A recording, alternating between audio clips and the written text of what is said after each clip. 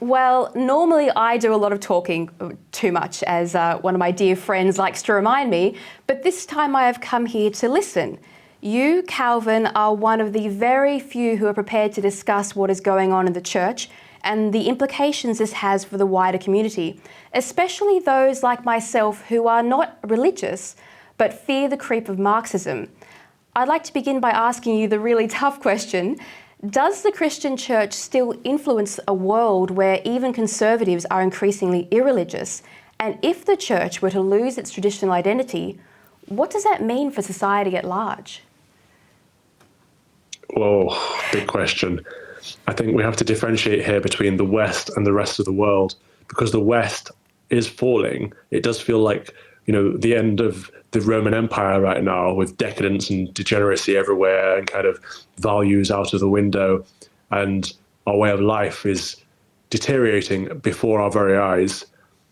And that includes the church, the Western church. The Anglican church in the West, at least in England, Wales, Scotland, Australia, Canada, and America.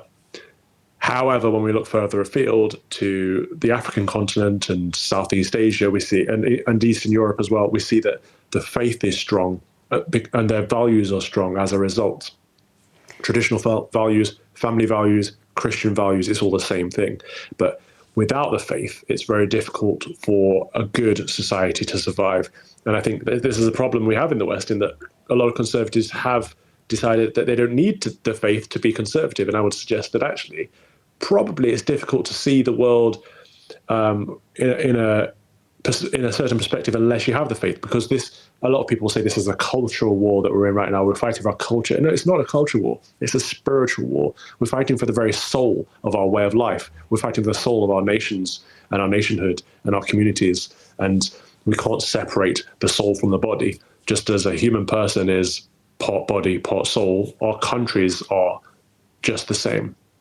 Well, while it is true that not all individuals require religion, would you largely agree that all societies need something to worship?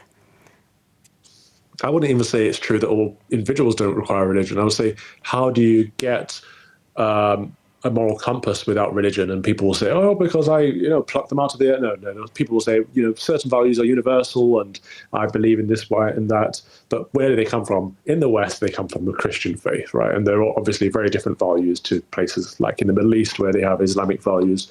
Our moral compass is one example of something that we need from our faith, but also our sense of purpose and self, right? So in the West at the moment, people are searching for what they call identity, and they're finding it in their immutable characteristics, and the left is exploiting this and saying, you are black, you are Asian, or you are gay, or you are trans, whatever, just exploiting people by putting them into boxes so that they can control them and say, we're the party for gay people, we're the party for Arabic people, whatever, in order to gain their votes, where actually our identity isn't rooted in these immutable characteristics.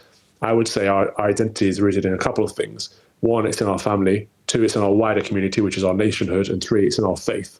And these are the things that unite us, especially our faith, unites us regardless of our nationality, regardless of our ethnicity, where we were born, where our parents were born. All of these things should be irrelevant and can be irrelevant. But we're being pigeonholed because we've lost our root.